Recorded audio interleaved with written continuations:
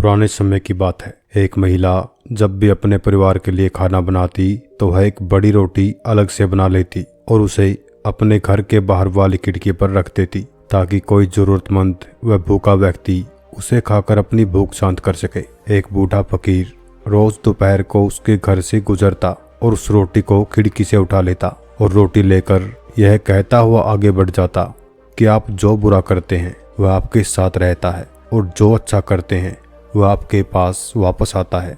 यह सिलसिला काफी लंबे समय तक चलता रहा। एक ही शब्द रोज सुनते सुनते वह औरत परेशान हो गई और उसने सोचा कि कितना स्वार्थी व्यक्ति है यह बूढ़ा।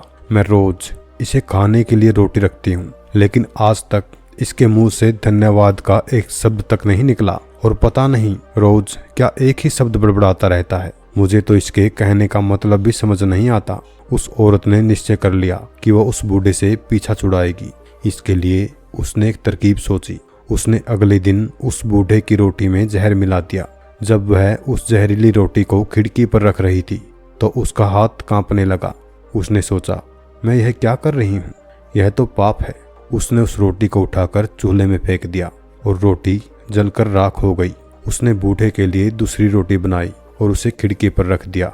हमेशा की तरह आप जो अच्छा करते हैं वह आपके पास वापस आता है। महिला के मन में चल रही युद्ध से अनजान वह बूढ़ा फकीर अपने रास्ते पर आगे बढ़ गया। हर दिन जब वह महिला खिड़की पर रोटी रखती थी तो अपने बेटे के लिए प्रार्थना करती थी, जो अपने काम की तलाश में दूर के एक नगर में गया हुआ था।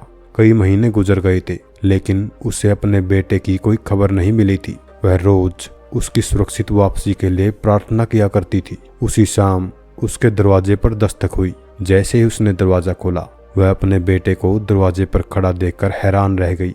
वह बहुत ही दुबला पतला हो गया था और उसके कपड़े बुरी तरह से फटे हुए थे। वह भूखा और कमजोर लग रहा था। जैसे ही उसने अपनी माँ को देखा, उसने कहा, माँ, यह एक चमत्कार है कि मैं यहाँ जीवित खड़ा हूँ। जब मैं सिर्फ 1 मील दूर था तो भूख के मारे मैं इतना कमजोर और व्याकुल था कि मैं चक्कर खाकर गिर पड़ा। मेरे अंदर एक कदम भी चलने की हिम्मत नहीं थी। मैं मर जाता।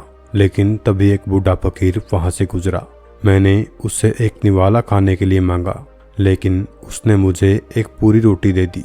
उसने कहा कि मैं हर रोज सिर्फ यही एक रोटी खाता हूँ, लेकिन आज मैं यह तुझे दूंगा क्योंकि तेरी जरूरत मुझसे बड़ी है। माँ ने पूछा, कौन था वह बूढ़ा फकीर? बेटे ने कहा, मुझे यह तो नहीं पता कि वह कौन था, लेकिन जब वह रोटी देकर जाने लगा तो कुछ बुदबुदा रहा था कि आप जो बुरा करते हैं वह आपके साथ रहता है और आप जो अच्छा करते हैं वह आपके पास वापस आता है।